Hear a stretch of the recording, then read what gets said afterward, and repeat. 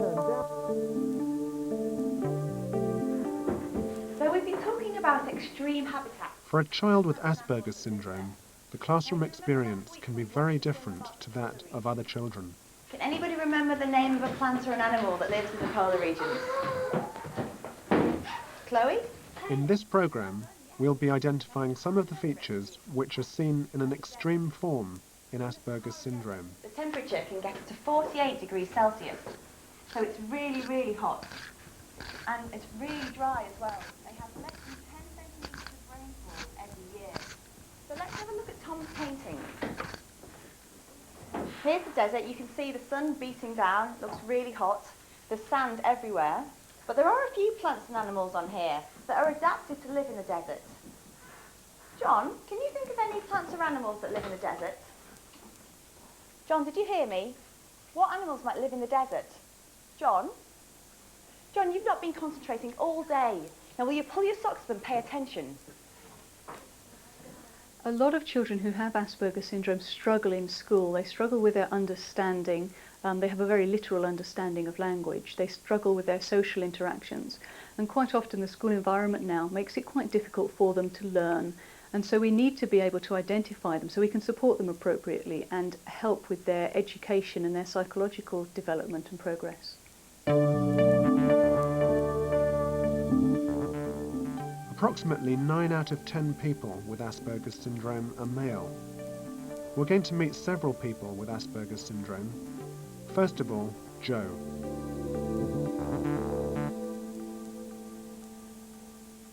Well, this here is called Triceratops. It's got 3 horns, 1 small near the beak and 2 on the frill. The frill is big and like a semicircle. Typically for a child with Asperger syndrome, he has an intense special interest. Joe's is dinosaurs. This is called Iguanodon. It lived 144 to 135 million years ago. He has a hugely scientific mind. He likes classification and he likes things to be in the right place and in the right order. So anything like dinosaur, where there is a lot of classification into different periods of time and into different groups of dinosaurs, he likes that. And very big toes. What Joe doesn't like, another very typical feature of Asperger syndrome, is interacting with his peers. Now it's your turn. This makes functioning in a class of 30 children extremely difficult. I need to match boys or spiders. I'm going to match spiders. At the moment, Joe doesn't come to assembly with us in the morning. He finds it just too much to come into a hall with such a large number of children. So it works out quite well. Our assembly is first thing in the morning, and that's the time when Joe has just his quiet time with his learning support assistant.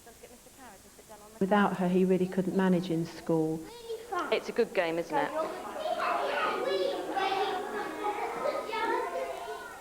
Joe has his own separate workstation in the classroom. It has a screen around it to cover up some of the distractions of the other children. Sometimes if he's feeling cross or worried or anxious about something, he'll go back. It's like a security thing for him, really. And he tends to sort of know himself when he needs to go and have a bit of time on his own.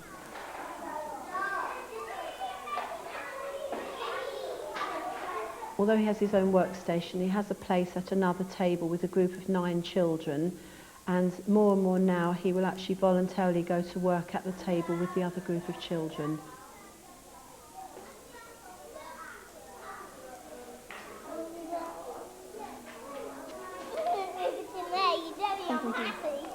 He is very, very unhappy.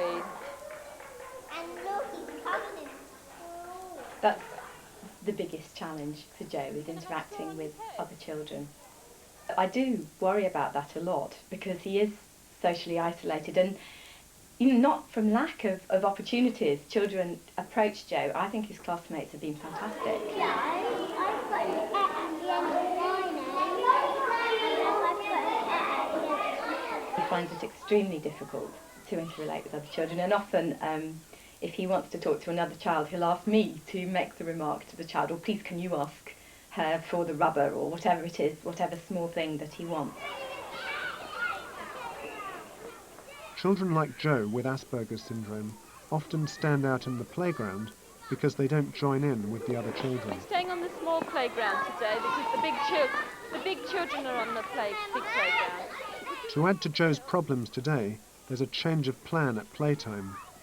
Children with Asperger syndrome typically find any unexpected change in routine very upsetting. He lacks flexibility to a really large degree. It makes him very anxious if things aren't the way he thinks they should be. Joe? Joe? Joe does find the playground quite difficult. If he becomes anxious, he tends to flap his arms.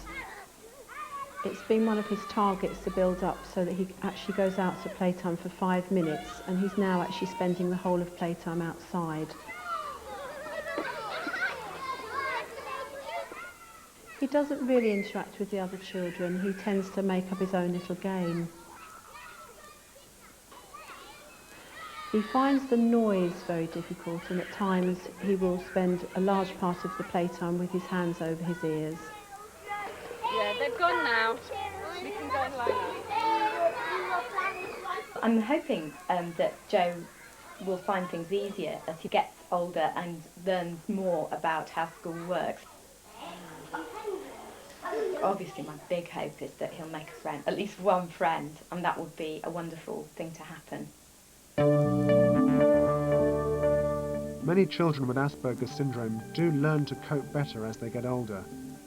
Charlie's difficulties have become less severe in the past couple of years.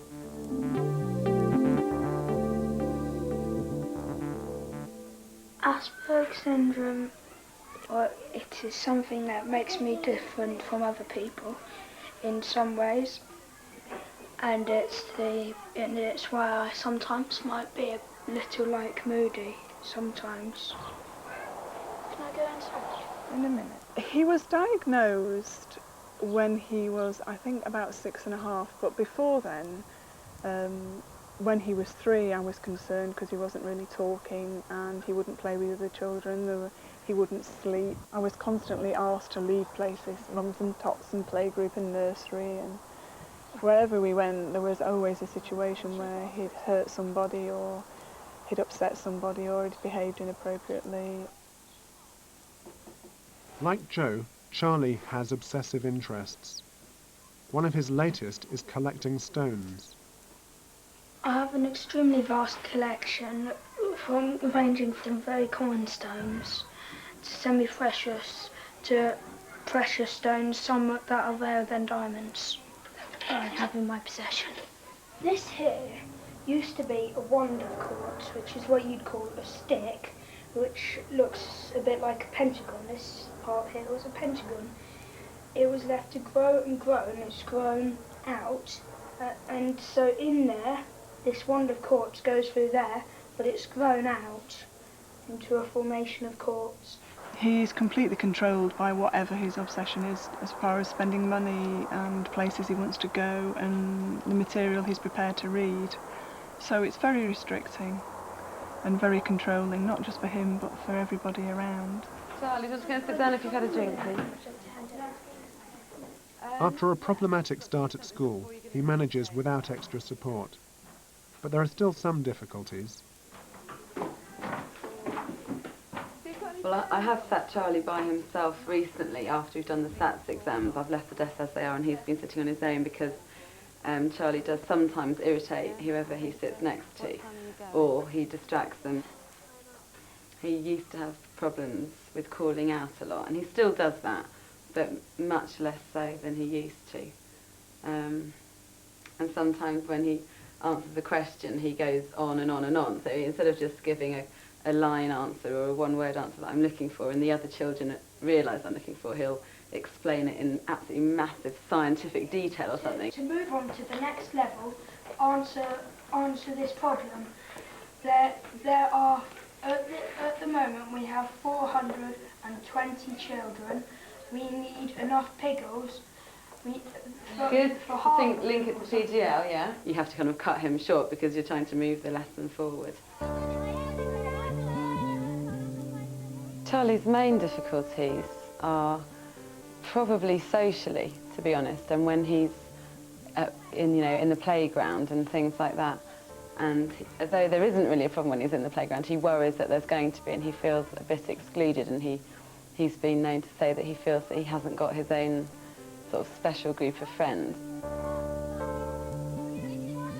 I think when he tries to interact with children, he likes to do it on his terms. It's the social skills, and it's also the unsaid words. There are just a lot of things that you don't realise that you don't actually say, mannerisms, facial expressions, and Charlie finds that quite difficult. One of Charlie's other problems is that when we do things that are different to normal and we upset his routine, then he gets worried, and all the bad aspects of his behaviour do tend to come out. So he might rock more, he might lose his concentration more, he might put his head down on the desk more. I don't mind changes too much, but I just don't really like them. I mean, sometimes they're okay, but if we're going to do maths and we end up doing literacy, then I find it difficult to concentrate. It's not an English word, so you wouldn't know how to say it. I think the school that he's at the moment have coped really well, because it's not just his problem, it's the class problem, and it's a problem for the teacher. Well done. Piers found my spelling mistakes. And they've done really well to get him to conform and to do all the social things that are expected of him. I've got a year till Charlie transfers to secondary school, but I'm already concerned about it. I can't imagine, the journey to school on a bus, changing from place to place, reading a timetable, not being picked on. I can't imagine any of it happening without a huge amount of distress for Charlie and obviously for me, so it's in my mind all the time, really. After the more nurturing environment of primary school, children with Asperger syndrome like Luke can find many aspects of secondary school a challenge.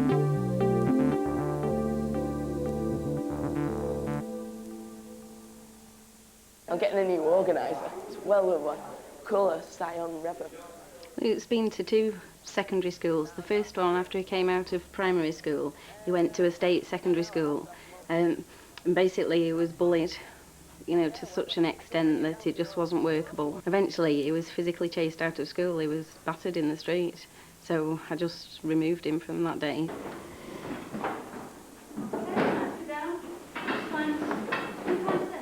I think this school is better than my last school because you're sort of left to your own devices, because you get to go in the IT room, go in the library, and you don't have to interact with everybody else. I guess people have difficulties with small talk. That's generally what teenagers do. They just talk about the weather or what music they've been listening to lately, and I just find it hard to cope with. Luke's never actually had any friends, and over the years he's always been on his own, being quite happy. He says that he's quite happy on his own, and he certainly seems it. Part of the problem with social interaction for people with Asperger syndrome is that they have difficulty reading facial expressions. It's really hard to find the subtle differences between expressions, and a lot of people seem to get this naturally, but with AS people it's a lot harder, and you have to learn from memory. And as people's faces change all the time and people's appearances change, it's really hard to learn everybody's face separately. No, right? I say all was like 60. Yeah, could have made him Tony Blair, couldn't I?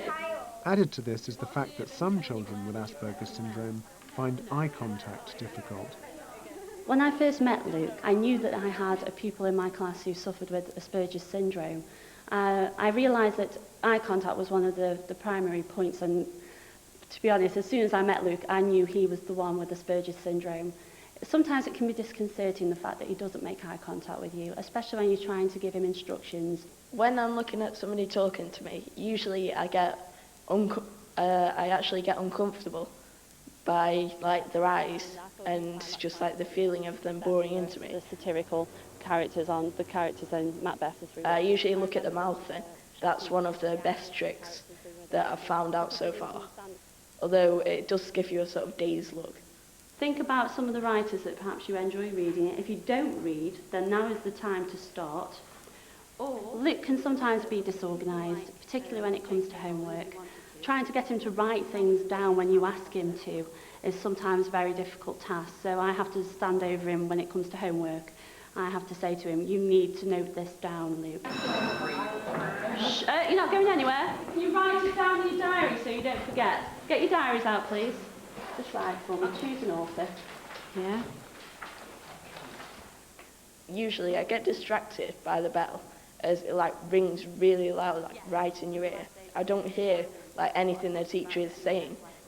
A lot of the time I miss the homework completely, and I come home thinking I've got no homework whatsoever, and then I look in someone else's homework diary and find out that they've got like 4 pieces of homework, and I haven't a clue that they were even there.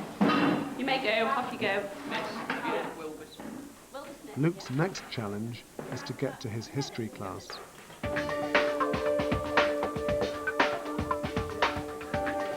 I've always had difficulty since primary school finding my way from one class to the next, because you're like moving like every 40 minutes.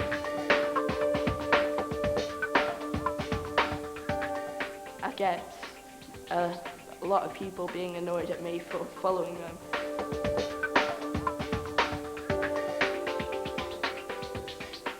One thing Luke hasn't learnt to cope with at school is sports lessons. People with AS have problems with noise, social interaction, teamwork, everybody running around like complete chaos. And with games and PE mixing all of these together, then it just makes both of them complete hell. The school now allows him to miss sports lessons. It's also timetabled special needs classes for Luke. Today they're working on language. We're going to leave that for the moment and look at idioms that you're working on last week. Take what she says with a pinch of salt. People with Asperger syndrome don't readily understand idioms and metaphors. Language needs to be very clear and concise. AS people always understand things very literally, because, say, if someone says, for example, I'll give you another bite of the cherry, then they wouldn't know that that means they'll give them another chance. So, for example, a cherry is too small to have more than one bite anyway, so. The school also allows Luke to go to the IT room at lunchtime rather than having to socialise with the other children.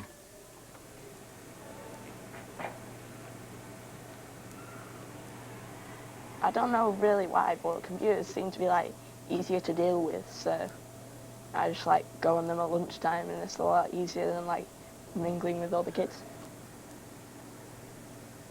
Luke and a lot of children with Asperger syndrome try really, really hard to fit in at school, and they actually come across very well and manage very well to do this, but it takes so much out of them that literally the second they come through the door, they blow a fuse.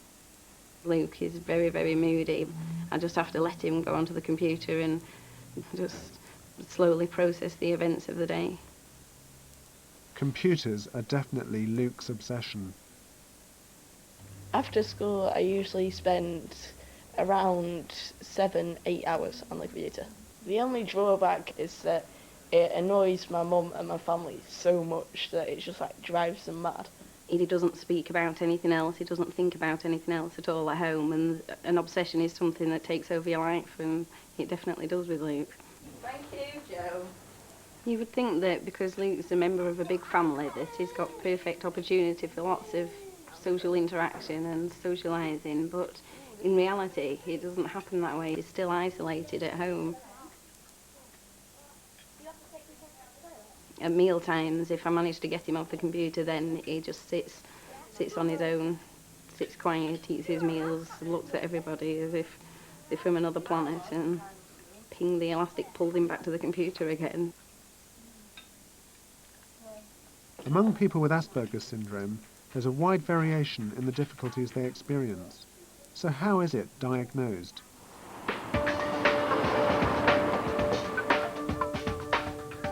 Today, Dr. Fiona Scott is diagnosing a 9-year-old boy. A diagnosis typically takes about a day, and it involves a 2 to 3 hour developmental history interview with the parent, an hour one-to-one observation with the child, typically in their home, and then a morning or an afternoon observing the child in school with their peer group and in the classroom. Right now I'm heading to see a family in their home to do an observation and an interview with the parent.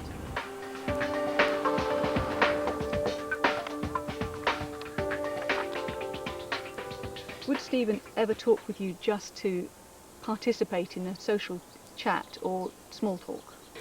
No, I find it very difficult having a conversation with Stephen. I always had to start a conversation, and then, unless it was about his interest, such as Pokemon or Lego at the time, you couldn't just have a normal chit-chat conversation. It's certainly not the same as his friends. Has Stephen ever seemed oversensitive to noise at all? Stephen dislikes the noise of the vacuum cleaner, food mixer. He doesn't like loud sounds. He's easily, in class, he's easily distracted by noises such as a dog barking outside. At parties, he will cover his ears up to an entertainer or to loud music. We try to make the diagnosis as objective as possible, but it gets very difficult, and most people that you talk to would say ultimately it's down to clinical experience, because there's no easy test for Asperger syndrome. So you have to piece together all the information you get from the school observation and the parent interview and observing the child, and build up the jigsaw and see if that fits what your understanding and experience of Asperger syndrome is. What do you like doing here? Playing. What do you play at? Play in my garden sometimes. What kind of things do you do? I don't know. What you see with Stephen, which is typical to Asperger syndrome, is difficulties with eye contact, particularly with people he doesn't know very well. He has problems with pretend play. Which one do you want to be? Which one are you going to be? I don't know. How about if you'd be the wrestler? No. No? What about the lady? Definitely not. Definitely not. He finds it difficult to talk about his feelings and to describe emotions and feelings clearly. And he uses quite unusual language when he tries to explain what happy is, for example. What does a happy face look like?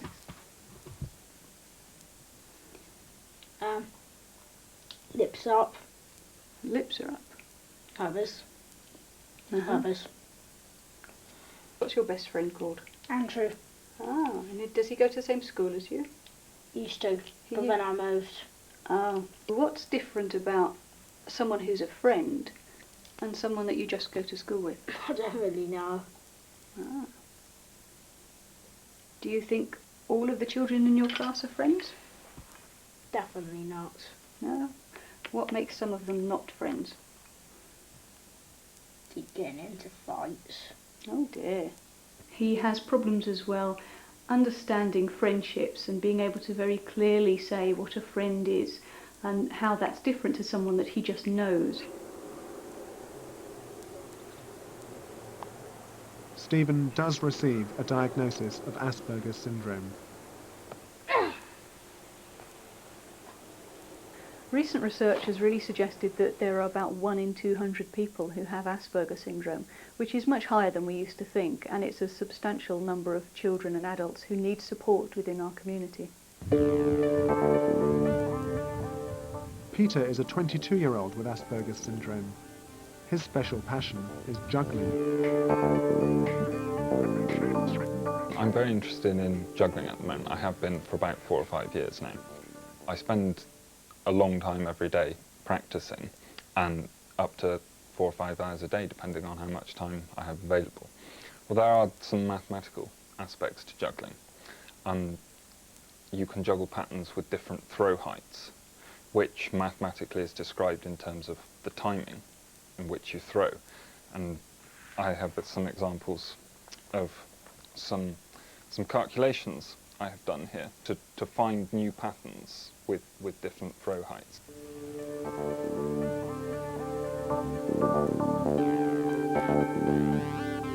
Both Peter and his twin brother Matthew have Asperger syndrome. But unlike Joe, Charlie and Luke, The twins went through school without a diagnosis. My time at school was quite difficult at some stages. In primary school, it was a lot more difficult because children are a lot more crueler at that age, obviously, and I got bullied quite a lot. I did feel from quite a young age that I was very different from the other children in some undefinable, indescribable way. The teachers tried to treat me very assertively. You know, they would often shout at me or send me out of the room. You know, if they felt that I wasn't contributing, or they felt because I looked very unemotional that I was being cold. I think that some of the teachers thought I was trying to make their life difficult. I think they thought I was being stubborn or misunderstanding them on purpose, and some of them, a few of them, were a little adversarial. I think if the teachers had been aware that I'd had a diagnosis of Asperger Syndrome, they might have been a little more patient with me, treated me a little bit more gently, and explained things just that bit more carefully. Despite their problems at school, Matthew and Peter did very well academically and have recently graduated from university. A lot of these children are very, very good in a lot of areas, such as computer programming, in mathematical understanding and physics. So it's not necessarily the case that having Asperger syndrome is a detriment to a child, as long as the support is appropriate to help them. I think Joe's generation is really lucky to have had early diagnosis, and it means that whatever difficulties we have at school, hopefully he won't feel guilty, feel like he's failing, have all those difficulties, which I'm sure would lead to depression later on. When I was first diagnosed with AS, I mostly think I felt relieved, because all through my life I've been called, well, I could write a list for you if you want. I've been called a freak, a geek, and a nerd, and any other name you can think of, but including a few which I'm not going to mention here. And it was just good to know that I wasn't like any of these, and it was just, there was actually a name for it, and it wasn't all just me.